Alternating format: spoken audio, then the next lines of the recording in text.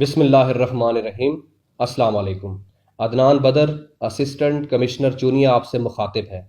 Deputy commissioner قصور منظر علی جاوید کی ہدایت پر تحصیل انتظامیہ چونیا منافع خوروں اور ذخیرہ اندوزوں کے خلاف سرگرم عمل ہے۔ میری تمام دکانداروں سے اور ریڑھی بانوں سے گزارش ہے کہ سرکاری نرخ نامہ نمایاں جگہوں پر ڈسپلے کریں اور ضلع انتظامیہ قصور کی طرف سے جاری کردہ ریٹ لسٹ کے مطابق ریٹس تمام اشیاء خوردنوش پر علیحدہ ریٹ کارڈز پر لگا کر ڈسپلے کریں۔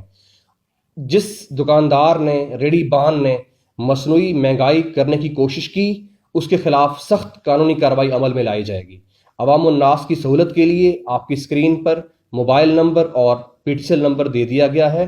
ان نمبرز پر آپ کسی بھی ٹائم چاہیں تو کمپلینٹ درج کروا سکتے ہیں، لیکن یاد رہے کہ غلط شکایت درج کروانے کی صورت میں آپ کے خلاف بھی قانونی کارروائی عمل میں لائی جا سکتی ہے۔